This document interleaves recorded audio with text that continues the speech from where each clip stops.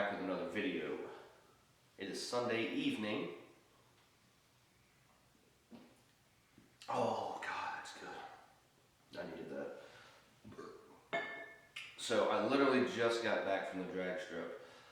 Car didn't really do so good. I'm going to explain all of that later, and that's kind of go into what I want to talk about today about the 5th generation Camaro. So basically today we went out to the drag strip strictly for business. We weren't going to race or anything. That's what we said anyways. So we went to the drag strip, Piedmont Dragway out in Julian, North Carolina. Really good track. It's always prepped. It's awesome. Always good.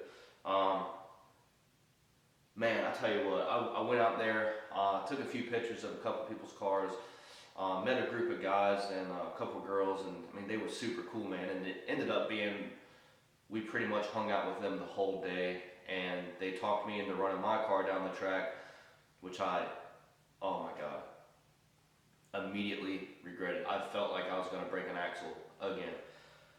So, I'm kind of embarrassed. I don't want to give you guys exact numbers, but it was an 1/8 of a mile, and we were steady running in the 8s, and I know the car can pull high 7s, so it just sucks, man. I mean,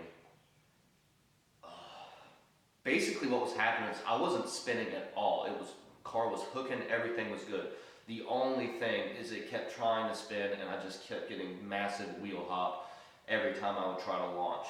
And that's another thing. While we were running in the 8s, man, is just we couldn't get the thing to launch, and we really didn't want to, just because, you know, I just replaced the axle not too long ago. So basically what we were doing, we were just rolling off the line, man, and that really hurt our numbers, you know, rather than launching it. We still did really good, beat a lot of cars, but I don't know, I think it's definitely time to invest in some upgrades in the rear suspension, so we can finally, you know, hook and not get crazy wheel hop. That sucked, man. I was so irritated I couldn't break out of the 8s. I was getting close, but I could not get out of the 8s. But I got a couple of videos of me going down the drag strip. Actually, I think I've got like one because my GoPro died. And I've got another one that was recorded from my friend's Android phone, and the quality's shitty, but I'm just going to go ahead and post that anyways. That's me running a SRT8 Challenger, so stay tuned. I'll show that towards the end of this video. So going to the drag strip and running crappy times and all that kind of got me thinking, so I decided to make this video, and this isn't all pertaining to the drag strip, but just some overall things about the 5th generation Camaro that just are not good, and we're going to talk about that right now. First thing I really didn't like about my car when I first got it was the skip shift immediately. Absolutely hated it. And what that is if you're cruising, you're not wide open throttle, so you're in first gear, you go to second, and it won't let you. It literally locks you out of second gear and makes you go to third. So when I first bought my car, you know, I'm driving it home. Haven't even gotten into it yet. I'm still breaking it in. I had like 7 miles on it when I bought it. So yeah, I'm going down the road, driving home, just cruising, you know, doing my thing, man. I go shifting to second gear, and you know, I'm like, yo, what the hell, man? It's not going in the gear. So I get a little warning light, and it's saying, what does it say? I don't even remember. It's been so long. Skip shift something, I don't know, shift into third gear to save fuel economy. I'm like, yo, are you kidding me, dude? I didn't buy this to save gas. Then, oh my God, I hated that. So immediately, I went and bought a Diablo Intune handheld tuner, and that removed that along with the DOD and everything, so it would run on all 8 cylinders all the time. And that's the first thing I did to the car. Second thing I didn't like, and remember, this is coming from the factory when I bought it. This is the 2SS, does not have the RS package, doesn't have the MPP exhaust. So basically, and I don't have my stock mufflers here, but you guys know these stock single tip mufflers are just huge. No sound. I mean, it was so quiet. So before I went and bought my Solo Performance exhaust, I also did that, man. I went and went to the muffler shop, chopped off the mufflers, you know, went back home. It's like, man, it's still kind of quiet. I mean, it sounded a lot better, but it just wasn't the sound I wanted. So then I went back, got rid of the resonator, drove back home. It's like, all right, shit. Next day, came back. It's like, man, it still ain't loud enough. So did the secondary cat deletes, and that was, at the time, that's about where I wanted to be as far as volume. And it sounded great. I actually missed that sound. It wasn't as raspy as it is now, running long tube headers with no catalytic converters. But you know, the raspiness has kind of grown on me. So that is a thing. If you're planning on buying a 5th gen, pre-owned, I'm assuming, make sure you get the RS package. Make sure you get the RS package. I'm not 100% sure, but I'm pretty sure the RS package comes with the MPP exhaust. I don't know. Everybody I know that has one has the MPP exhaust. And the halos are pretty cool too. I don't have halos, none of that. But at the same time, I work for the dealership and I know how expensive those are when they quit working. So it is kind of nice. I've got LEDs, they're super bright. I love them. So the third thing I hate, and this is present day, I don't know if there's a way to tune this out or not. I haven't asked RPM, but freaking hill assist, dude. Oh my God.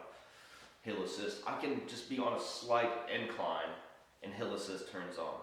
So I can't stand it. Mostly because it's like when I'm letting off the clutch, it almost feels like it changes the release point in the clutch.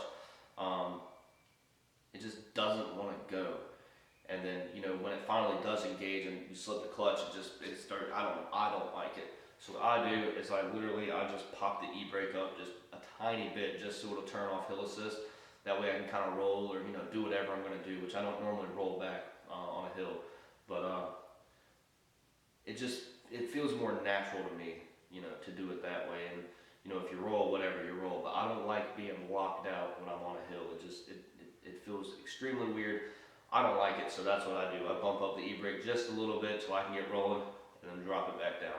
And that turns off hill assist. All right, so the fourth thing I don't like is, let's see, probably the sun visors, dude. Sun visors, they're crappy, dude. They're like this big. It's like, I'm not gonna block any sun with that. Number 5, and this is what I hate the most about this car. And that is the rear suspension and frickin' wheel hop. Wheel hop for days. I hate it. It's cool on the street. I mean, it is a street car. It's not a drag car, so I can't complain too much when I go to the drag strip and I'm getting wheel hop. The street, it does fine. It just spins through it and it doesn't try to hook. Versus at the track where it's prepped and, you know, the car wants to hook, but it can't. So it's kind of basically a mix between spinning and hooking at the same time, and then you just get that freaking obnoxious noise. That's how I describe it. Probably a jackhammer. It's just like somebody's horrible. I'm probably gonna do in the future. I don't know how soon, just because money's tight right now. Subframe bushings, blower control arm, rear sway bar, tow rods, and of course the trailing arms, which I did some research on that, and apparently that makes a huge difference alone. But I think we're going to start with subframe bushings, tow rods, and then the trailing arms, and kind of see how that goes before we go into replacing the control arms and all that stuff. But I'd say within the next few months I'm going to start on that. I'm going to start small, one thing at a time, and just kind of see how it goes. But you know, if we can get some better reinforcement back there in the rear end, and you know, I'm not gonna have to worry about breaking these axles as much. And if they do, man, I'm just gonna have to upgrade to upgraded axles, because I'm just not trying to break another axle. And a buddy of mine actually at the drag strip in his 1LE broke an axle, same side as mine, passenger side rear axle, broke it. So they had to call a flatbed and pull his up off the track, which sucks. And I do not want that to be me again, especially at a track. Oh my God.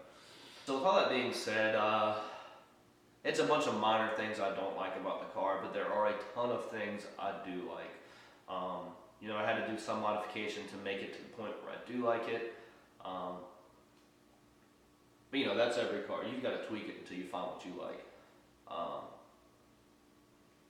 so yeah, I mean, I've had the car for shit, I'd say almost 2 years now, and I really can't have any other complaints other than the rear end just being trash. Um, you know, and it's all made to hold the power of a stock LS3, so it's not GM's fault there. It's just when you go into modding and you know, around the 500 wheel mark, things break, dude. It sucks, and you just got to keep modding and modding and modding and modding. So, which sucks because it never ends, man. And I owe so much money on this car. So, God, we'll see what happens in the future. But those are a few things that I do want to have replaced very soon. But yeah, guys, I'm gonna play some clips from the track. I don't know, maybe a minute tops, probably less. So yeah, guys, like, comment, subscribe. Check out my Facebook page, 919 Photography NC, Instagram at 919 Photography, all that good stuff. Yeah, if you guys could, man, like that, share it with your friends. Try and get us out there, man. We're doing big things. Like I said in my last video, I think I said in my last video, we're gonna get some apparel out here pretty soon. I'm hoping within the next couple of weeks. So, yeah, guys, as always, thank you so much for watching. Y'all have a good one.